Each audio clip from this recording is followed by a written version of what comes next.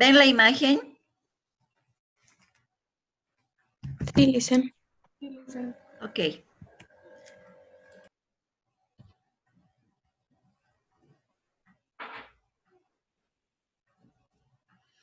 Vamos a empezar entonces con lo que es punción arterial. ¿Cuál es nuestro objetivo del tema? Obviamente que ustedes adquieran conocimientos y habilidad básica para realizar una punción arterial sin ocasionar lesión alguna en el paciente, más al contrario, tomar una muestra de forma adecuada y hacer en un futuro seguramente una interpretación y tratamientos sobre este tipo de procedimiento que ustedes van a realizar, ¿sí?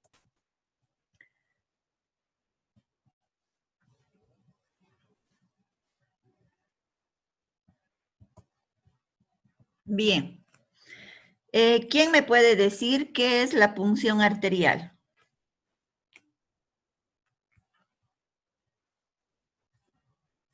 Adriana. Bueno, Licen, la punción arterial es, como su nombre lo indica, la extracción podría ser de sangre, la extracción de sangre de una arteria. Normalmente esta puede realizarse en las arterias de la muñeca. Ya. Pero ¿qué tipo de procedimiento es? Eh, ¿Cómo qué tipo de procedimiento es? La punción arterial es un procedimiento simple, complejo. En realidad es un procedimiento demasiado complejo porque aparte de aparte de las complicaciones que puede tener, como por lo mismo es una arteria y puncionamos una arteria, eh, la sangre puede, primero que nada, tiene que estar presionada por 5 a 10 minutos para que pueda coagular. También así hay que verificar si el paciente no está con anticoagulantes o eh, cualquier, digamos, anomalía con lo que viene siendo la coagulación, o podría también asimismo la misma arteria a la reacción de la punción reaccionar y generar así una isquemia, porque como está siendo, por así decirlo, atacada, empieza a como que contraerse y evita que la sangre pueda fluir. Por eso mismo hay que tener mucho cuidado con las punciones arteriales. Normalmente se utiliza más que nada para gasometrías y suele ser muy dolorosa para los pacientes. Así que cuando los residentes o los internos no saben realizarla, el paciente, muy aparte de tener el dolor, puede recibir alguna, digamos, la mala praxis puede hacer que se dañe algún nervio y asimismo también generar otros desencadenantes. Entonces es bastante complejo y tiene que hacerse de buena manera. Ok, bien. Vamos Gracias. a ver ahorita ¿cómo se dice? Ay, no da. La definición de lo que es la punción arterial, y ustedes van a poder darse cuenta que evidentemente ustedes pueden ver aquí que se la define como un método invasivo, demasiado invasivo y de alta complejidad. De alta complejidad porque ustedes al ver el procedimiento van a decir, pero parece sencillo. Aparentemente, justamente por lo que aparenta ser sencillo, mucha gente comete errores y deja lesiones o secuelas en el paciente que muchas veces son irreversibles. Al ser un método invasivo, lo que estamos haciendo ya no es solo puncionar, como generalmente se dice, una vena. Una vena también, si ustedes se han dado cuenta, es un procedimiento largo que tiene también sus efectos secundarios si no se hace de forma adecuada, pero en realidad este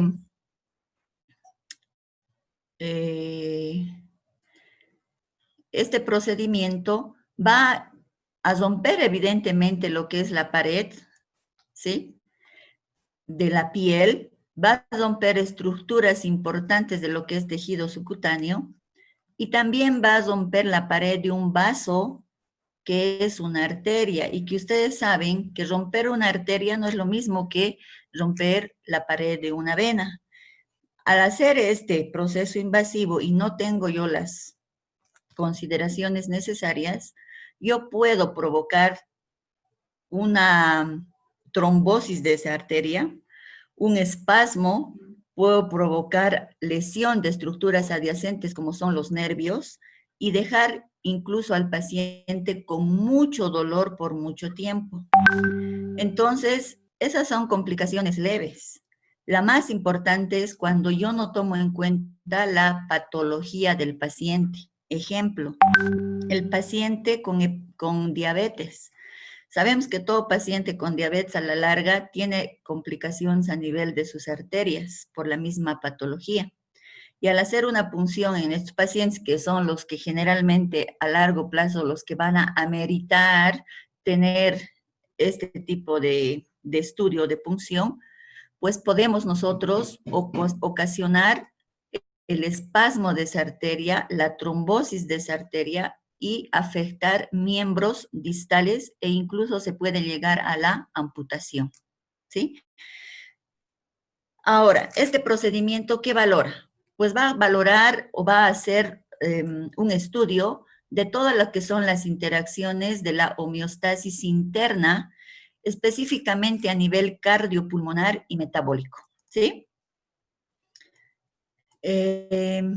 Algo importante también que hay que tomar en cuenta es que este proceso o este procedimiento que nosotros lo vemos acá es un procedimiento que va a utilizar una técnica convencional pero si yo al realizar solamente ya desde el momento del procedimiento de la punción, o sea, de la extracción de la sangre, y cometo errores también en la interpretación, todo esto va a redundar o va a afectar al paciente, perjudicándolo de forma grave e irreversible, que incluso puede terminar con la muerte. ¿Qué quiero decir?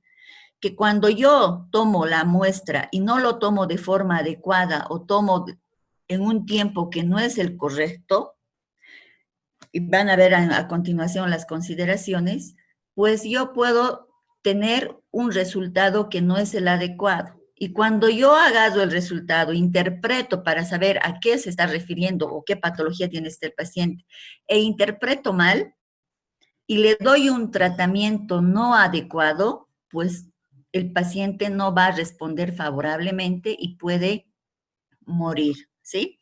Entonces, no solo es la técnica de punción, sino todo lo que viene por detrás de la extracción de la sangre. Ahora, con esa punción arterial, yo voy a hacer un estudio con esa sangre de la punción arterial que se llama gasometría arterial.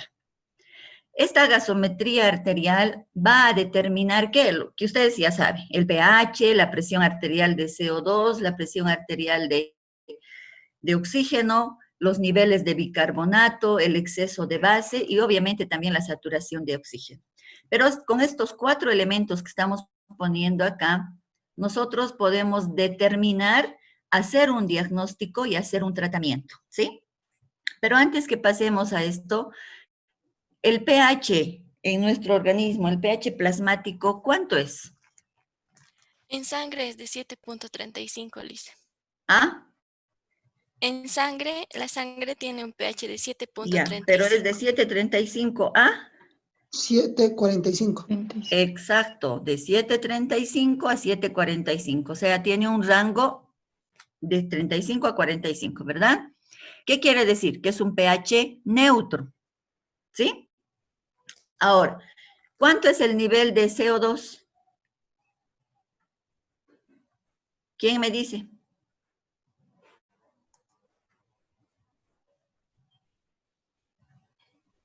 ¿40 a 45 milímetros de mercurio? De 35 a 45. De 35 a 45, ¿sí? Es fácil, del pH quítenle el 7 y se van a quedar con 35 a 45 para que no se olviden y sea un rango que siempre va a estar ahí. ¿Cuánto será la presión de oxígeno arterial? 70, 100. No.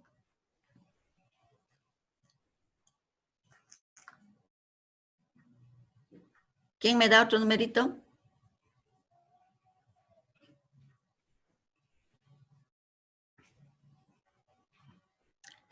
Es de 88, de 70 a 88. Nunca sube a 100.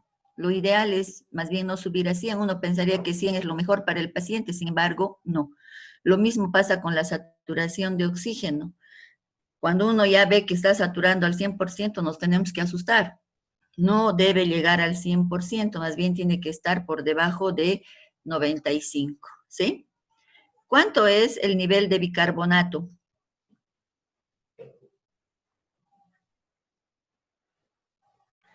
¿15.25? No.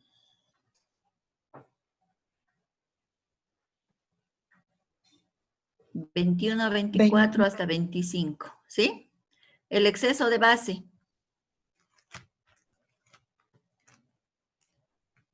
Alejandra. Digo, Alexander. Exceso de base, doctora, en qué sentido? ¿Cuál es su parámetro de referencia para saber si está muy alto, muy bajo?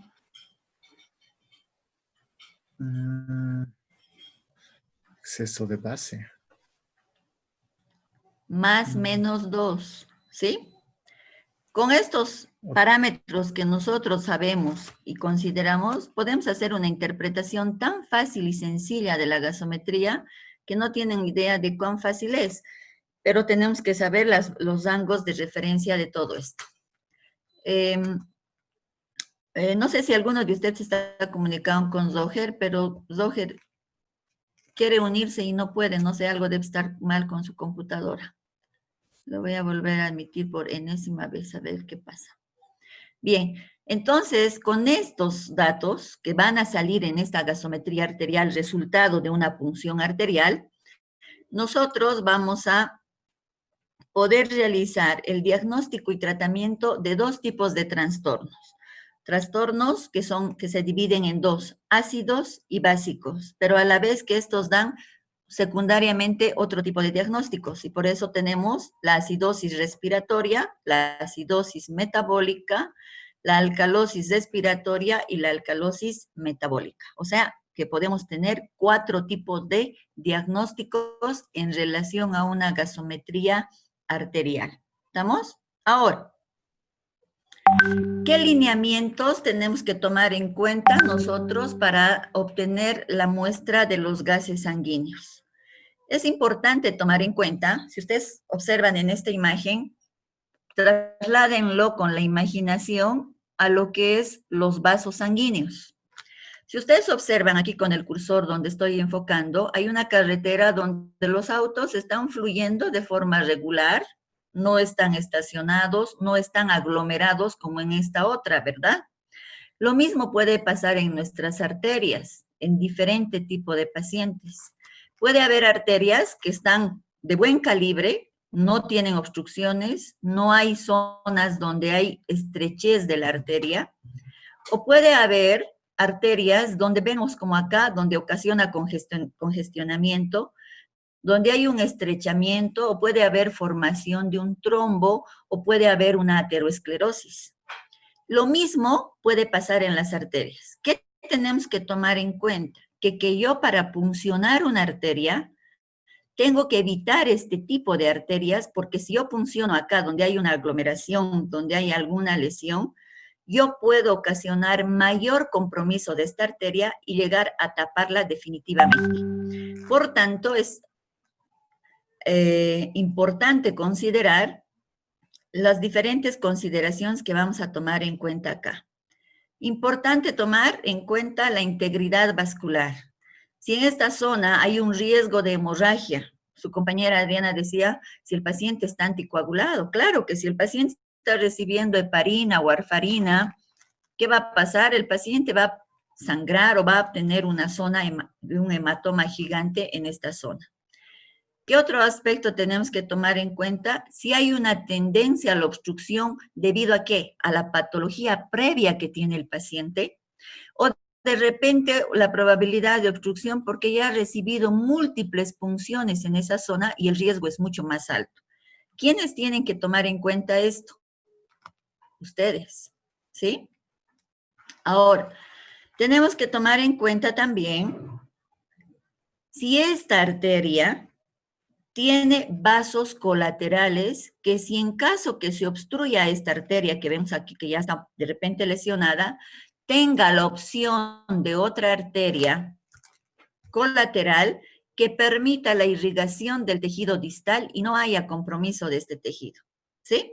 Entonces, es importante tomar en cuenta la viabilidad del tejido distal en relación a la punción arterial. Son lineamientos que nos van a ayudar a decidir qué arteria yo debo seleccionar. A raíz de esto, nosotros vemos que hay criterios para tomar en cuenta el sitio de la punción, ¿sí? Pregunta para Daniela Montaño. Daniela, ¿cuál consideras que es la arteria de primera elección y por qué? Es decir, ¿qué arteria yo debo considerar para puncionar en primera opción?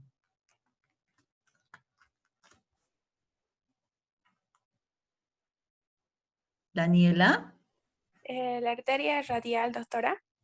¿por qué? Mm, ¿Por qué, Daniela? Estás bien, pero necesito saber por qué.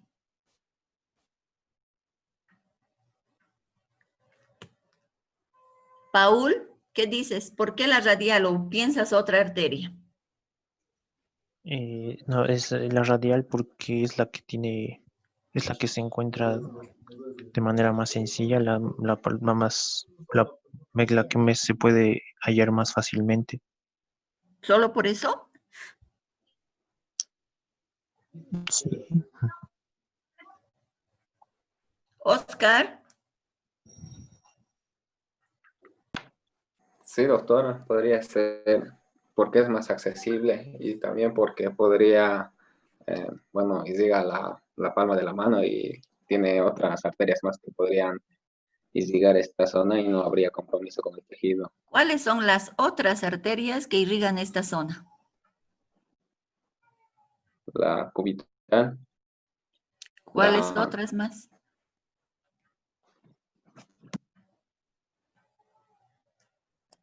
¿Hay otras más? creo que son esas dos, doctora. Son solo esas dos, o sea que su colateral es la cubital, ¿verdad? Sí, Ya, entonces definimos que para que yo puncione una arteria y saber que es la que debo puncionar en primera instancia y es la ideal, debo considerar lo siguiente. ¿Qué? ¿Alguien me está hablando? No, Primero, que esta arteria debe tener circulación contralateral, es decir, una arteria colateral, ¿sí?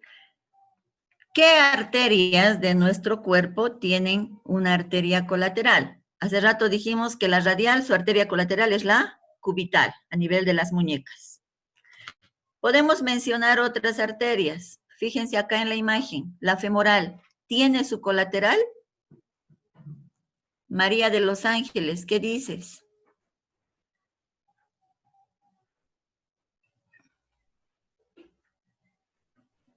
María de los Ángeles, ¿no contestas? Perdón. Sí, doctora. ¿Cómo es? Eh, ¿Cuál es la colateral de la femoral? puede tener lo que es la arteria tibial o otra rama epigástrica. No. Kevin, ¿cuál es la Glitzer. colateral de la femoral? Un ratito. Podría ser la femoral superficial. Les voy a reportar con su docente de anatomía. La femoral no tiene colateral, Pero es tronco tiene único. ramitas.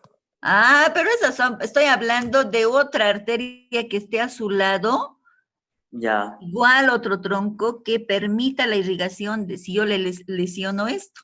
Si fíjense, yo punciono a este nivel, a nivel de la zona inguinal, aquí donde ven este punto azul, y la tapo, y esta arteria es tronco único, que obviamente tiene ramificaciones, pero la punción lo he hecho aquí arriba, no aquí abajo. ¿Qué me va a ayudar? ¿Qué colateral? ¿La femoral derecha va a venir a irrigar la izquierda? No. No, por tanto es tronco único, no tiene colaterales, ¿sí? No tiene otra arteria como la radial, que es la cubital, que va a poder irrigar esta mano. Hablaba uno de sus compañeros y decía a su compañera, creo que era María de los Ángeles, cuando le preguntaba y le decía, ¿cuál es la colateral de la femoral? La tibial y no sé qué, no. Solo tenemos otras acá que puede tener su colateral, que es la pedia anterior y la pedia posterior. Pero estas dos son de difícil acceso y de alto compromiso por estar bastante distales y además que pueden ocasionar desprendimientos de trombos que pueden ir igual a ocluir el tronco único que irriga este miembro. Ahora tenemos otra arteria, las carótidas. ¿Tiene colateral? Paul Rojas.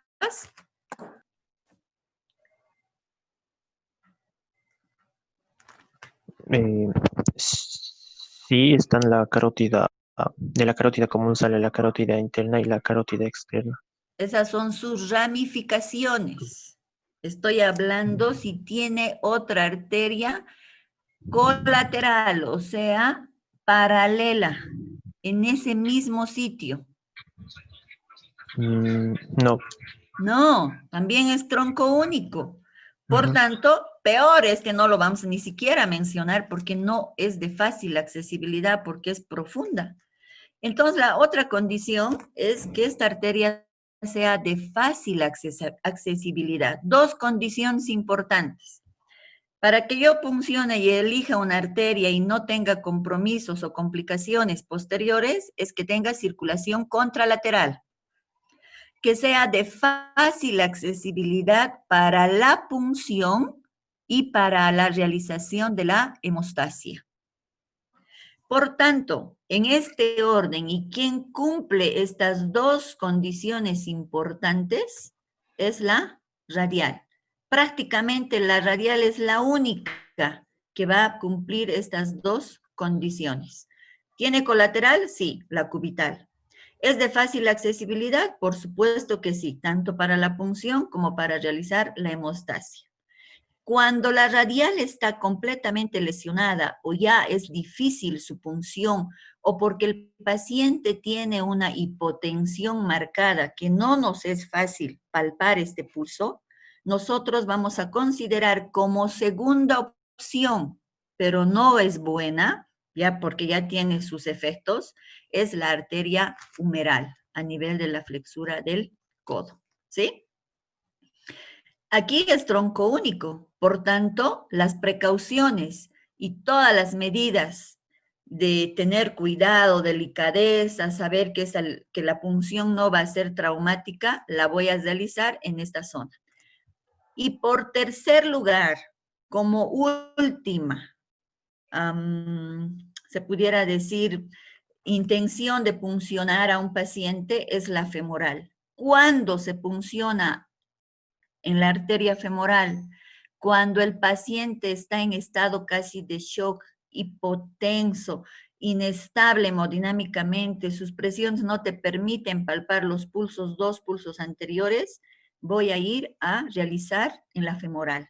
Pero aquí es importante tomar en cuenta algo, que quien lo va a hacer tiene que tener el cuidado necesario, porque si desprende un trombo, forma un gran hematoma que ocluya esta arteria o provoca un espasmo prolongado por una mala técnica, va a comprometer todo el miembro inferior donde está funcionando.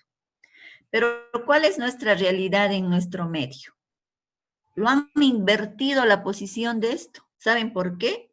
Porque la femoral es un tronco grueso, difícilmente dicen de equivocarse y que no lo vas a fallar. Y nuestros médicos residentes que realizan este tipo de punciones ni siquiera buscan la radial, directamente se van a la femoral y no toman en cuenta este aspecto importante que a la larga compromete la viabilidad de tejidos distales cuando se punciona en esta zona. ¿Estamos?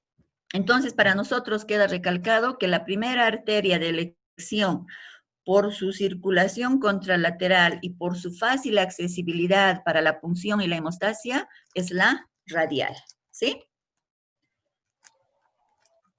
Bien, ahora, ¿qué recomendaciones tenemos que tomar a la hora de realizar esta punción? Primero, explicar detalladamente el procedimiento al paciente.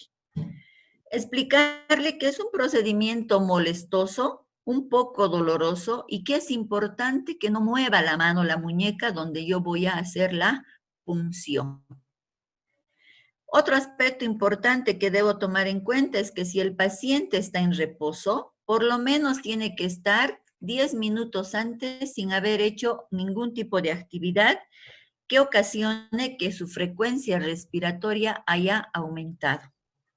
También debo tomar en cuenta que el paciente no tome broncodilatadores antes de la punción, porque si tomaría ese tipo de medicamentos, lo que haría es que ese paciente va a empezar pues a ventilar mejor y va a cubrir un cuadro que obviamente que sin tomar broncodilatadores no va a ser igual la muestra a un paciente que está oxigenando mejor.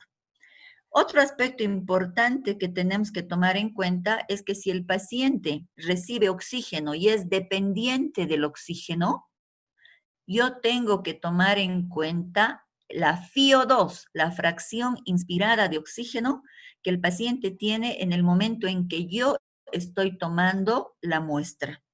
No es lo mismo tener una fracción inspirada al ambiente que tener una fracción inspirada proporcionada por un dispositivo auxiliar que puede ser puntas nasales, puede ser una mascarilla, puede ser un Venturi, puede ser la misma ventilación mecánica que el paciente puede estar recibiendo. Pregunta para Banialis. Banialis. Listen. ¿A cuánto de fracción inspirada estamos nosotros en este momento al ambiente? ¿Cuánto es nuestra fracción inspirada de oxígeno?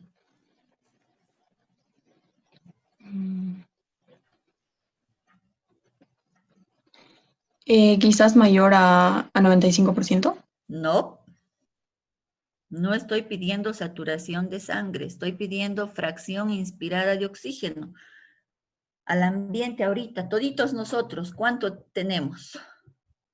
¿Cuánto es nuestro oxígeno, nuestra fracción inspirada de oxígeno al ambiente de todos en este momento? Esmeralda, ¿qué dices? 500 ml, Lice. No. Solo de oxígeno, dijo, ¿no? La cantidad de oxígeno que hay en el ambiente. La fracción inspirada de oxígeno que nosotros tenemos al ambiente. Es 0.21, Listen. 21%, exactamente, 0.21 o 21%. Toditos, ese es nuestro rango normal. Pero cuando ya me van a dar oxígeno suplementario por cualquier forma o dispositivo que puede ser auxiliar, como ya les he dicho, puntas nasales, máscara y demás, por cada litro esa fracción inspirada de oxígeno sube 4. ¿Qué quiere decir? Si yo estoy con mascarilla y me están dando a 5 litros por minuto de oxígeno, 5 por 4, no saben multiplicar. 20 más 21. 41. 41. Esa es mi fracción inspirada de oxígeno. ¿Se entiende? No es lo mismo que estar al ambiente que recibir oxígeno suplementario.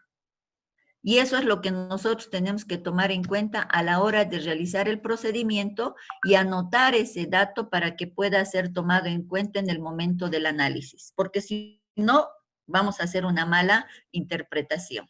Ahora, ¿sí entendí esa parte, verdad, chicos? Ahí vamos a complementar algo importante. Tomar en cuenta que el paciente recibe anticoagulantes, porque si recibe anticoagulantes, nuestro procedimiento puede ser mucho más riesgoso porque podemos provocar hematomas y sangrados importantes. Y el tiempo de presión ya no va a ser simplemente 5 a 10 minutos, va a ser mucho mayor y además tengo que controlar continuamente esa zona para no haber ocasionado zonas importantes de sangrado o hematomas. ¿Estamos? Ahora, les había pedido que averigüen sobre la prueba de Allen, la maniobra de Allen. ¿Sí? ¿Quién me puede comentar sobre esta maniobra? Yo lo hice. A ver, dime. Breve, sencillo, conciso. La prueba de Allen es para impedir una hemorragia porque al estar funcionando una vena arterial, la presión sanguínea es bastante fuerte. Entonces nosotros nos tenemos que ayudar primero palpando la arteria con el índice y el medio. Cuando la encontramos, presionamos separando con un espacio de más o menos 2 centímetros y en ese espacio recién presionando con los 2 dedos, entre esos 2 dedos, recién puncionar con la aguja. Ya, pero esa no es la maniobra de Allen. Yo lo hice. A ver. Ya, en primer lugar, la prueba de Allen es aquella prueba que nos va a permitir dar la irrigación de las manos. Entonces, comprobando que tenemos, ya sabiendo que tenemos la arteria cubital y la arteria radial, lo que se hace es producir, en primer lugar, el paciente su brazo tiene que estar en supino, en dirección hacia nosotros. Lo que hacemos es que el paciente haga puño varias veces y nosotros tenemos que presionar sea la arteria radial o la arteria cubital. Y ya de manera intermitente o quizás intercalada tenemos que ir soltando y de esta manera ver cómo poco a poco va volviendo el flujo sanguíneo. Y de esta manera, aparte de comprobar si hay isquemia, lesiones en los vasos sanguíneos, también podemos comprobar cuál de los dos es el dominante en nuestra mano. Ya. Entonces, podemos concluir y decir que la maniobra de Allen o la prueba de Allen sirve para ver el tiempo que va a tardar ese tejido distal donde yo estoy haciendo esta maniobra en irrigarse con la sangre arterial. Y este tiempo nos va a decir si esa arteria tiene el diámetro y la permeabilidad para llevar la sangre arterial a los tejidos distales. Por tanto, nos va a indicar, es un indicador de decirnos, puede funcionar esta arteria, que si usted funciona, hay viabilidad para que ese tejido pueda seguir siendo irrigado por la arteria colateral. Por tanto, la maniobra de Allen, ¿dónde se va a realizar?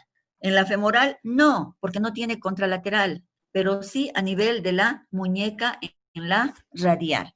Voy a hacer la maniobra, quiero que se fijen, por favor, y ustedes van a ver, voy a encender el video, y ustedes van a ver, ¿me ven, chicos? Sí, Sí. Bien. Voy a enfocar aquí, dame tu mano. Bueno, miren. Esta palma del paciente donde yo voy a hacer la prueba de Allen o la maniobra de Allen, debo mirarlo yo, así. Pero para que ustedes observen y vean cómo se hace, voy a agarrar en esta forma. Un ratito, un ratito. No, está bien. Bien, ahí. Ahí está, creo. Ahí. Entonces, con mis 4 dedos acá, ubico la arteria radial. Nunca ubiquen con el pulgar. En las imágenes de internet, ustedes han debido ver que están realizando con el pulgar. No. Ahí todo el trayecto de la arteria radial. Con mis otros 4 dedos, yo voy a ubicar la arteria cubital. No se olviden que yo debo ver la palma de la mano. Localizo las arterias y hago presión. ¿Qué le digo al paciente? Haga puño. Va a hacer puño, yo aprieto las arterias, no las suelto y le digo abra. ¿Qué color está la palma, chicos? Blanca, ¿verdad? Ahora Yo voy a soltar solo la arteria radial y ustedes van a contar en qué tiempo se vuelve rosadito, o sea, vuelve la irrigación. A la cuenta de 3 voy a soltar. 1, 2, 3.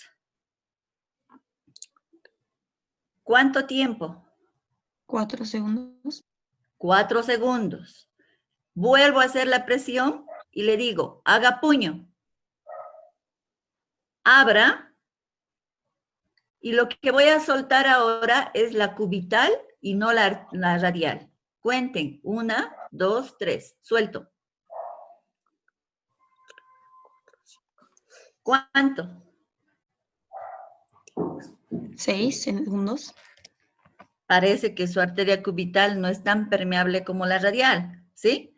Entonces, nosotros vamos a tomar en cuenta ese aspecto en realizar lo que es la maniobra de Allen. Repito, solamente se puede realizar a nivel de la muñeca, ¿sí? Ahora, ¿qué pasa